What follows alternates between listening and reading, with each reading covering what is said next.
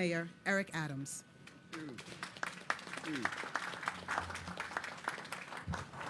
NJ, haven't seen you in a little bit. You know, grinding, focus, no distractions.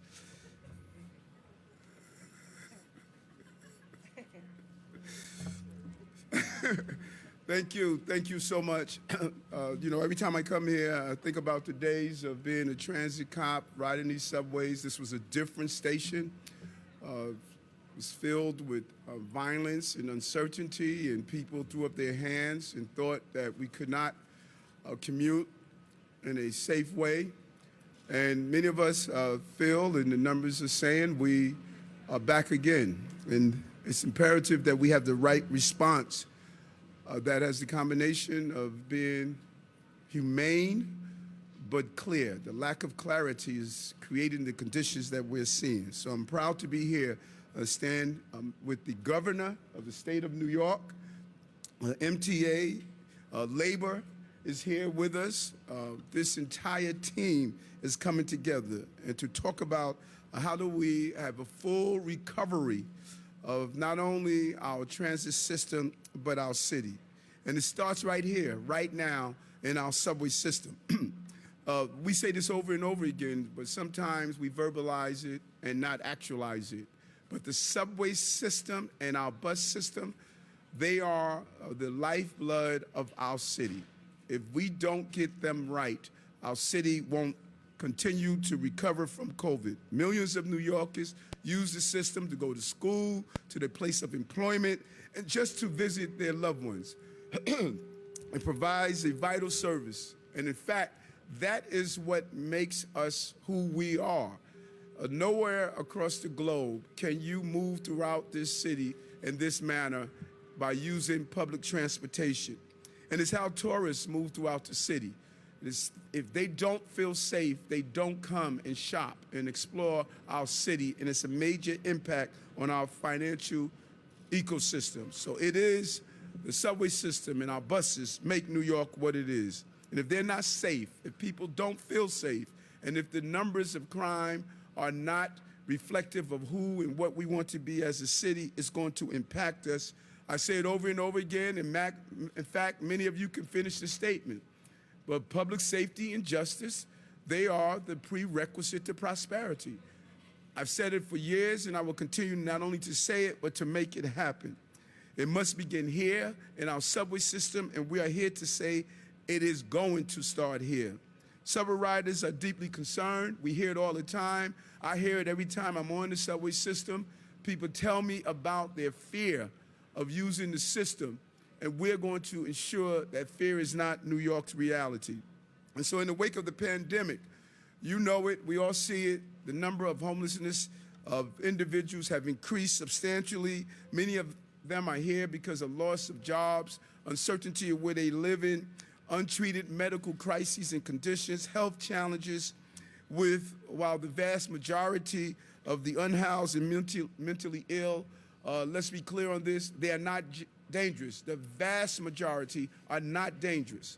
But we have to be honest about the numbers of individuals who are dealing with mental health crises. They are dangerous to themselves and dangerous to New Yorkers.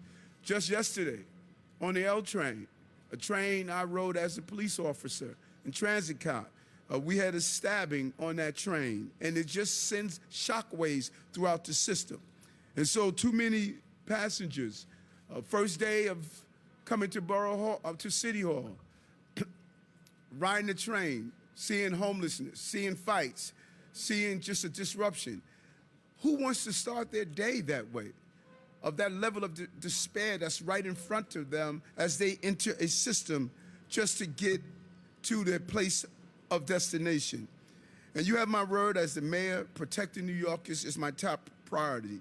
We were here in January, Governor, and we did a kickoff on one layer, the first layer of what we must do, of having our officers park their vehicles, go into the subway stations, as well as those who are transit officers. And the commissioner and I stated our clear plan. Since that, Commissioner, your officers have had 115,000 inspections. of the system, complementing the transit personnel. That's the partnership of the first wave that we wanted to conduct. But we're saying that is not enough. It was only the first wave of a complex problem that we are facing. We're now going to move into the next phase of our operation. And we're not going to abandon our homeless brothers and sisters. And that's what we have done. We've betrayed New Yorkers. And that was the state of existence. We pretended as though we didn't see it, and we allowed them to live in inhumane environments, and that is not what my administration is going to do. We are not going to live in fear and frustration that we can't seem to get our system safe and operating correctly. And as I stated, we've been here before. As a former transit police officer, I know what that system looks like, filled with graffiti and uncertainty and afraid to use the system that you deserve to have. Today we are saying we're not going backwards, we're moving forward, and we are rolling out the next phase of our operation, which is our subway safety plan. This plan is a real comprehensive plan of all of the team members that are coming together to deal with the complex problem of homelessness in our subway system that actually spills out onto our streets. I say this about crime, and I'm going to say it again about homelessness, a decade of failure, that there are many rivers that feed the sea of homelessness, and we have to dam every river if we're going to address this issue. And that is what I'm going to do. The subway plan is a comprehensive civic strategy that will do more than deal with a temporary fix. You can't put a Band-Aid on a cancerous sore. That is not how you solve the problem. You must remove the cancer and start the healing process. We would do this by investing in 3 areas: people, places, and policies. And it begins today with the people you see around me. This is an unprecedented team of people that are coming together and damming each river that they are in control of damming to stop the flow of feeding the sea. Department of Homeless Services, Department of Health and Mental Hygiene, NYPD, MTA, transit workers, and community-based providers, all under one umbrella, the governor of the state of New York. And we cannot have a better person to be here to help us navigate this crisis we are facing. You stood with me in January, and I thank you for standing with us today to send the message that we are unified on having a safe, productive, affordable, reliable transit system. These are people with lived experiences that understands how we navigate and build the dams on these rivers, because people are the key to connections and change. There are people who coordinate the cross-agency response that was needed to turn back decades of disinvestments. Decades of disinvestments. They will be coordinating a case-by-case approach in helping New Yorkers. It will start with deploying the new joint response teams that will reach out to unhoused New Yorkers in our system. Their mission, to connect those in crisis with immediate contact and care. But they will do more. The initial contact will be follow-up with housing and support. And they will not stop there. Community-based outreach teams will work with NYPD officers to canvass platforms, stairwells, and entrances. We are not going to wait until someone shoves a person onto the tracks.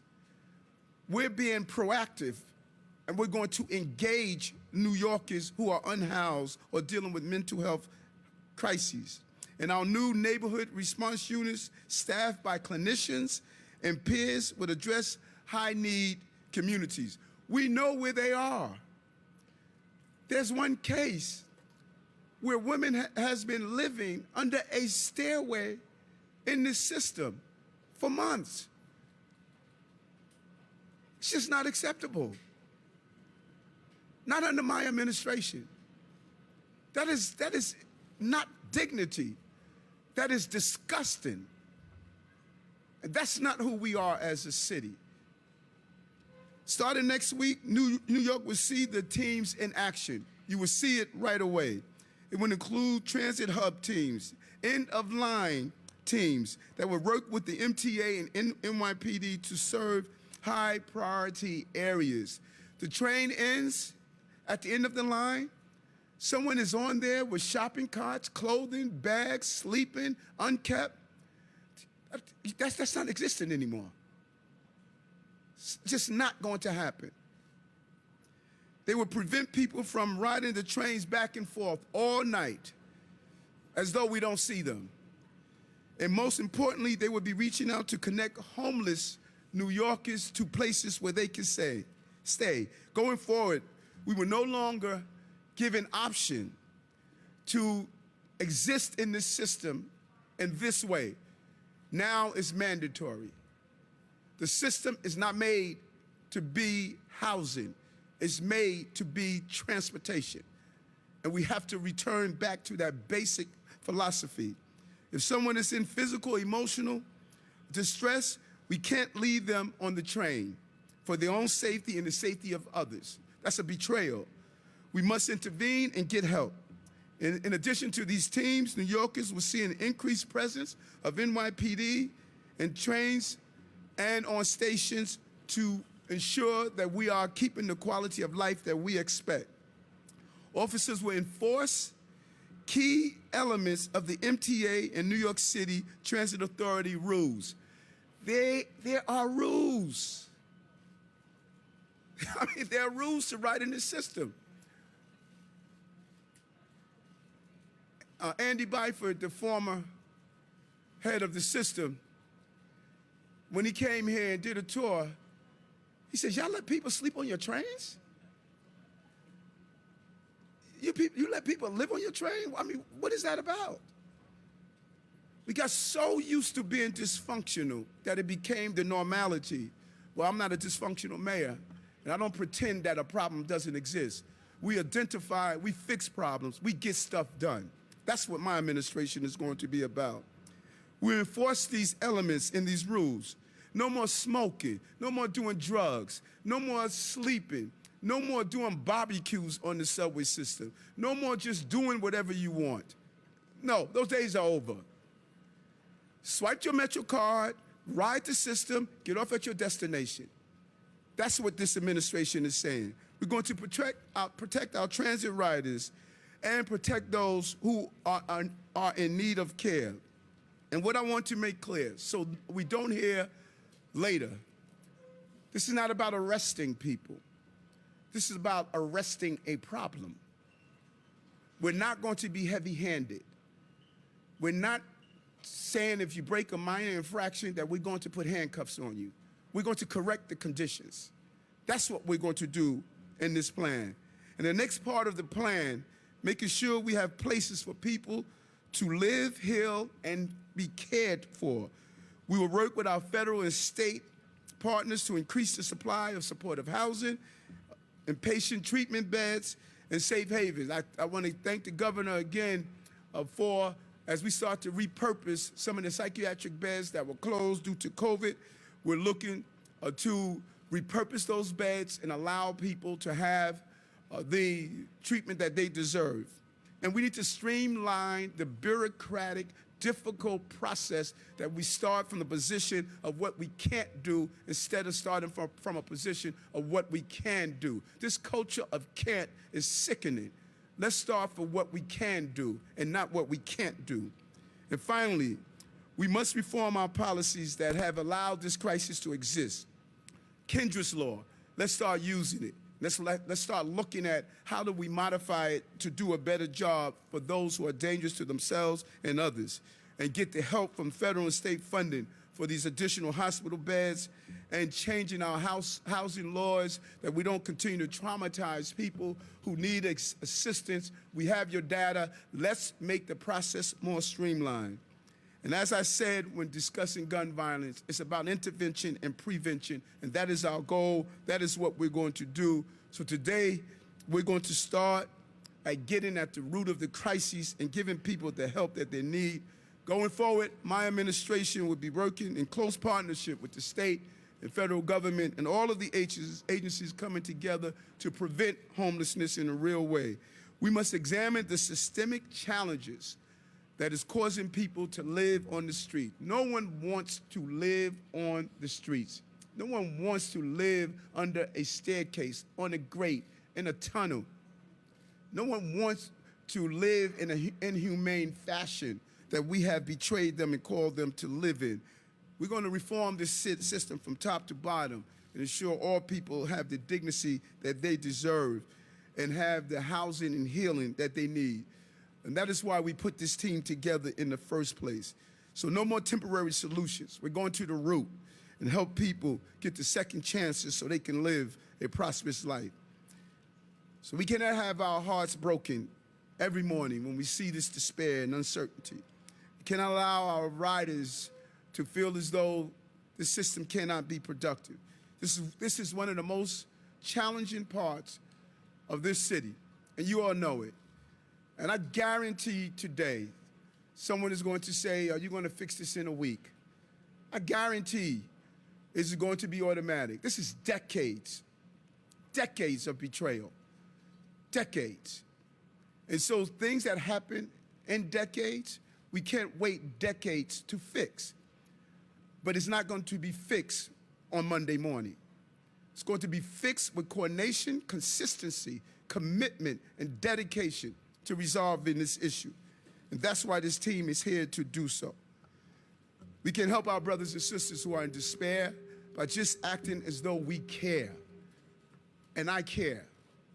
This team care that we've assembled together. We're going to make sure those who are lost are finally found and receive the support that they deserve. We're going to keep our transit system safe, clean, affordable, and reliable. And that is why we put this team together. And I cannot say enough about the governor, who has been consistent in her conversations with me on how do we turn the corner on this transit system that is vital to the city and vital to the state of New York. Therefore, it gives me great pleasure in introducing the governor of the state of New York, Kathy Hochul.